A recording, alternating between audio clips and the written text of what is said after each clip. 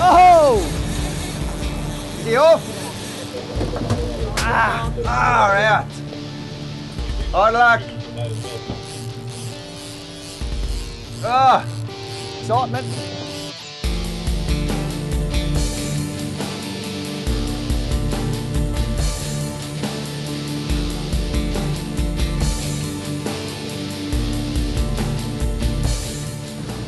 Now, Rod, got what we call a spread. For anglers that are new to the trolling side of things, there's a lot of terminology to learn, as well as some key parts of trolling, like how far you position your lures behind the boat, the speeds you go and stuff like that. So we're trolling with skirted or pusher style lures today. They got a good baitfish profile. They dig into the water, skip out, and they throw what we call a big bubble trail or smoke trail. So good, very, very attractive for fish down deep coming up. Talk us through the terminology and the spread that you're using at the moment. Basically, we'll run generally a spread of 5. Yep. If you're on your own or you're limited in your number of people on the vessel, then you might run less. You can even only necessarily run 3 rods or even 2 rods. But the general spread that we'll run, short corner, that's your closest lure, approximately 15 to 20 meters back. Short rigger, run just behind that, so about 25 to 30 meters back, depending on the amount of wash. Your long corner, 20 meters, 25 meters back. Your long rigger, approximately 10 meters beyond that, so probably 30 to 35 meters back. And then your shotgun. Shotgun, furthest back, 40 to 50 meters. Bait fish like this is literally just a predatory magnet. You can actually see one predatory fish there, marking up, and you can see the, how the bait is reacting to it. It might be a dolphin fish, it might be a marlin, it might even be a dolphin, but we haven't seen any dolphins on the surface. So yeah, basically that is just an absolute, I'd guess that would be pilchards just because of the density of the shoal. But working that 2 or 3 times would be a really good idea instead of just driving over it and then leaving it. If there's a fish there and you don't get it on 2 or 3 passes, then generally there may not be a fish, or it's so focused on the bait that it won't come up for your lures. And then you could, if you had a live bait, that's a secondary resource, put the live bait into it and see if they'll eat it then.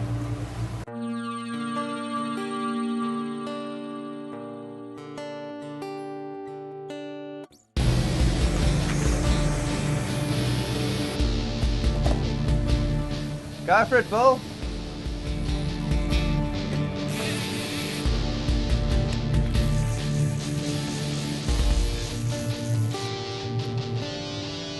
Very good, Billy.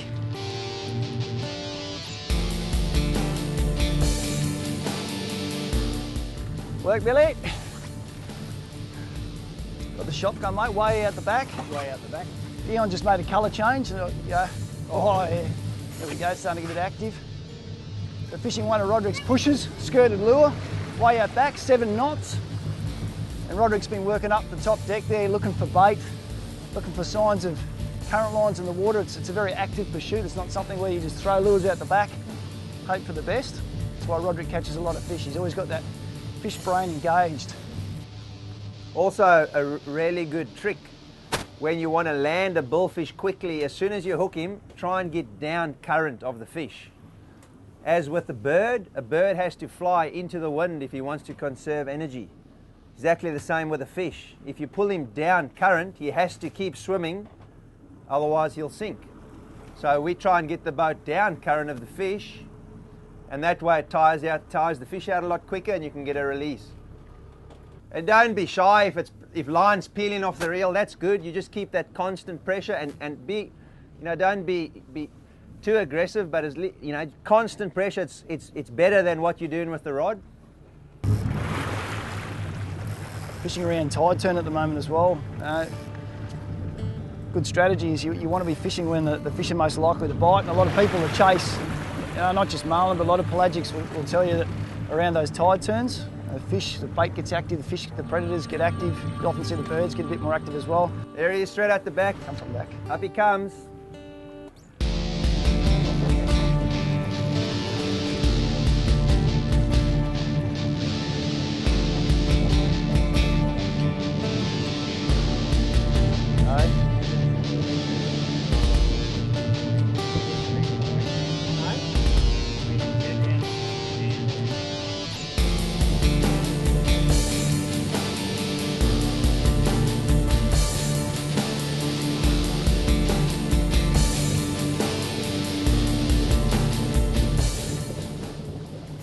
there you have it, 3 times the boat, and been on the leader and just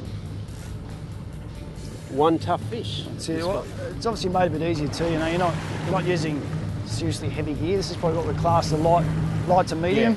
Yeah. You got a live fibre from the Wilson stable, Texalian, 8 to 10 kilo light overhead stick, 15 kilos strand mono, and an 80 pound leader on the end of that. That's for the abrasion resistance. Yeah. It's a very neat little outfit. You can chase them on spin gear, but the benefit of this is you can have a little bit more authority at times, and if you do, as I said before, you do want to put the fish back, it's not a bad option.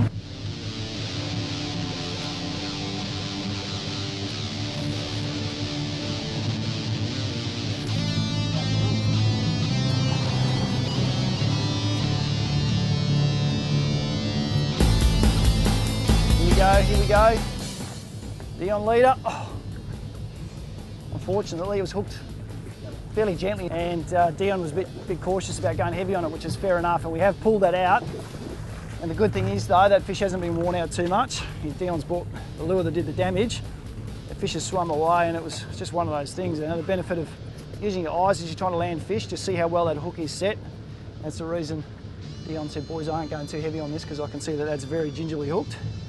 And that fish was pretty good at getting down the current and working its way against us, so it's found a way to wear that out, and that's marlin fishing for you. They bite well, and they get off very well as well. The landed fish, once she's landed, she's landed, so... Or count it. Yeah, count it. I'd like to have it here next time, right, mate? That's all right, that is marlin fishing for you. Hooks are good. Billy's a bit tired. Drinks for Billy, and lures back out, Roderick. Yeah, mate, we'll get him straight back out and see if we can get another one. All right. So we've already spoken about the various positions, the short corner, long corner, etc. But what lures do we run in those various positions? So we need to look at specific faces to run it at each distance in your wash. These are all light tackle lures. We've been fishing light tackle, so you know, your juvenile black marlin, striped marlin, mahi, wahoo, tuna, smaller profile lures. On the short corner, we'll start with the short corner, it's the closest lure. We like to run something with a darker color, so black and purple, you know, black and reds, but more importantly, a nice wide cupped face, so a lot more air, a lot more bubble trail, but also very importantly, a stable lure.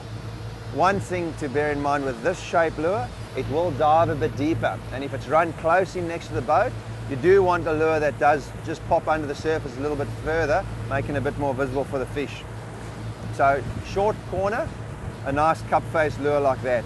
And also with the hooks we run on them, they're a light gauge stainless steel hook. So you're not having to change hooks every few sessions because they're rusting. It's a good, nice thin gauge hook, and we rig these on a shackle rig. So if we get a hook that's damaged or we get a bite from a fish, we land the fish, we've got a tip rolled over on a point. It's just a case of loosening the shackle and put it on another rig. We can actually make those rigs up spare, so we've got spare rigs like so. What I like to do is I like to run my hooks at approximately 60 degrees.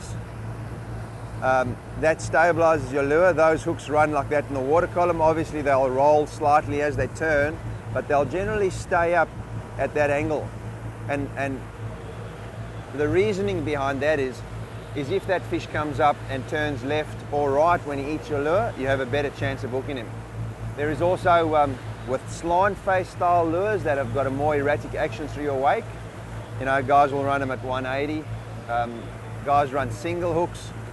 Some guys run them stiff rigged, some guys run them semi-stiff rigged like that. It's all a personal preference, horses for courses. You ask 10 different captains, you'll get 10 different answers. But you know, that's how we run on this boat, and we've got a reasonably good strike rate, so we stick to it. As we go back in our lure spread, long corner, you can still run a cup face lure. You can see that one's got a slightly bigger cup, a little bit of a taper, also a different color. You can run him on your long corner, or even go to something with a different head. This shaped head is a new shaped head called a beer gut. It works exceptionally well in rough water. They make a really good tight bubble trail, but they hold in. So when you've got choppy, rough conditions, this shape head holds in the water really well, and you want that lure to stay in. So once again, you know, you can run that on your long corner or even one of your riggers. And as you move further back in your spread, the further back you go, the skinnier you make those lures. So, you know, two lure shapes there. You can see the two difference in those two heads. So I'd be running that lure there on my shotgun or on my long rigger further back in the spread. The longer, skinnier nose, she's still got a bit of a cup to it, but they've got a bit of a weaving action. Skinnier profile. They're not making as much noise in the water. So those fish that are a little bit shy, you know, they'll still come and bite that lure hopefully. And also further back in the spread, maybe a little bit more of a natural color, blue over silver. And then we've got a lure that's widely renowned across a lot of bullfish fisheries, and that's a Lumo sprocket. This is a micro sprocket. As again, same hook, 60 degrees, and tapered head. You can actually see all the bill marks on this one. It's caught quite a few fish already. But a good additive as well is the addition of jets to a lure. So holes down the center of the lure. What that'll do is it might make even more bubble or disturbance in the water, but what it also does is it forces water through your lure and it'll open the skirt, so making the skirt and the lure look a bit more livelier in the water. So, you know, guys are always thinking about these lures. So that's the basics of those light tackle lures, from a cup face all the way to a long skinny profile. And if you're getting bites, the fish aren't hooking up or they're really tentative bites, you can go to something even smaller. And that's, you know, in the large scope of lure fishing, that's a really small lure to catch a marlin, one would think, but extremely successful lure on the shotgun. Small lure, long skinny head, and that lure is just full of bull marks from previous captures of marlin. So, you know, small lure right at the back, and as you come into your spread, bigger lures. And that's basically the strategy of your marlin fishing. Trolling bigger, noisier lures in close, smaller, skinnier lures out back.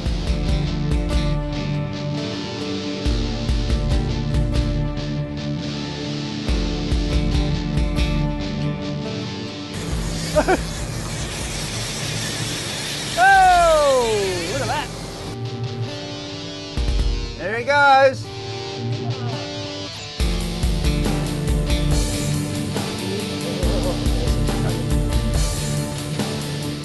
Woo! Good. Yeah. Okay. That's very cool. Very cool. Go hard, Lenny. We've got another one of the crew on the rods now, Lenny. We've released him from the depths of the boat to come and have some fun. That's it. Bit of colour down there. Here we go, here we go. He looks like he's heading for surface again. Here he comes. Oh, yes. That shotgun's done the trick. Dion changed colour for you a while back, mate, and they've been smashing it ever since. Look at the colours of that tail. Magnificent fish in the water. Those blues.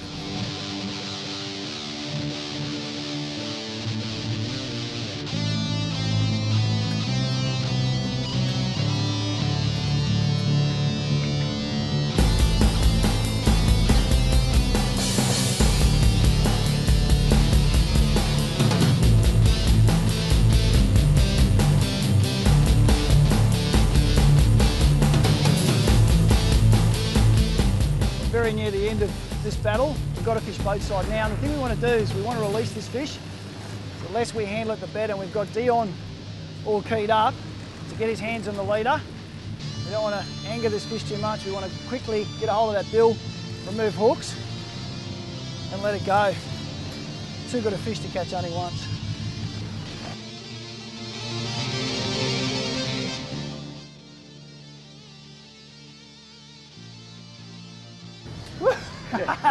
Thanks, Nigel. This one's G'd up, ready to go. We are going to get it back in the water very, very soon. Little tip when you're handling them, glove, get a hold of that bill and support the weight of them as as much as you can. So there are a few tips with handling them. As little as you can is best. Well done, mate. Let's get back in the water. It's too past. It's got some weight on it.